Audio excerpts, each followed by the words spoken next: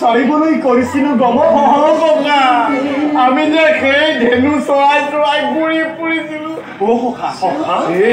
এদিন যে এই ধেনু চৰাই থাকোঁতে সন্ধ্যা লাগিছিল আৰু যে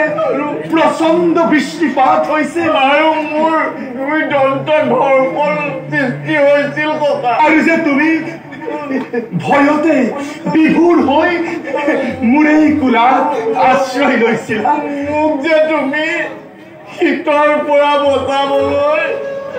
গোটেই ৰাতিটো তোমাৰ বুকুৰ মাজতে ভৰাই ৰাখিছিলা ককা বান্ধৱ আৰু মনত পৰেনে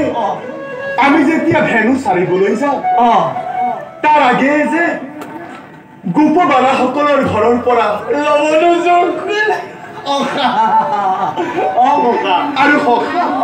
এদিন যে আমি ধেনু চৰাবলৈ যাওঁতে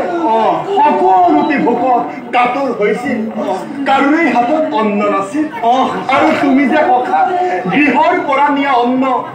লুকাই চুৰ কৰি মনত আছে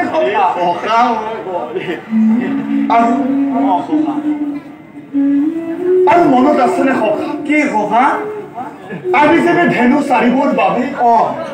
যাবলৈ লওঁ তেতিয়া যে তুমি এটি নামেৰে মোক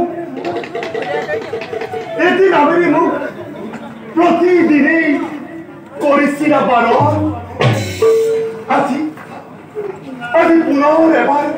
শুনিবৰ মোৰ প্ৰবল ইচ্ছা হৈছে সখা মাতা মোৰ পৰম বান্ধৱ এবাৰ মাতা মোক সেই নামেৰে চৰাবলৈ যাওঁতে মই সদায় মাতিছিলো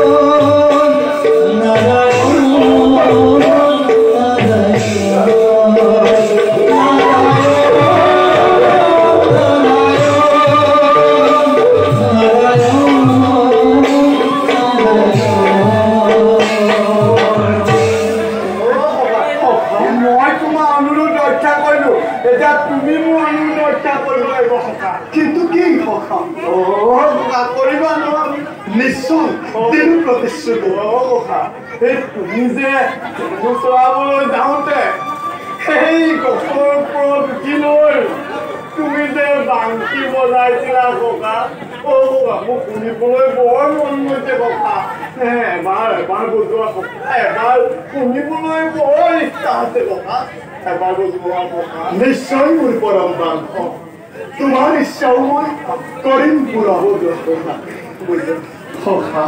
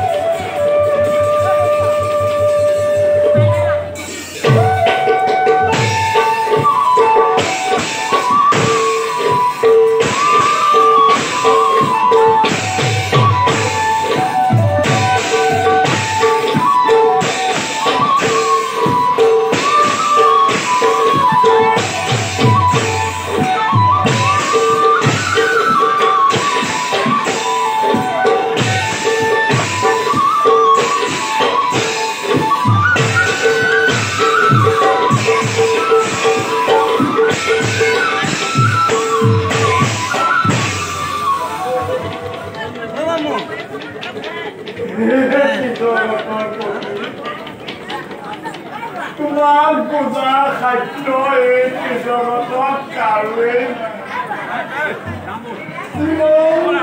স্থান তোমাৰ এই ৰাতুল নহয় মোৰ পৰম তোমাৰ স্থান লোহে মোৰ চৰম তৰম তোমাৰ স্থান সদায় আমাৰ বক্ষৰ মাজত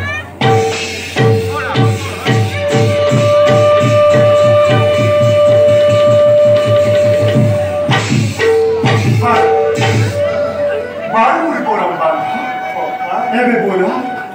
যাও আমি অন্তেক পুৰত গৈ কিছু কথা কৰোঁগৈ আৰু বলা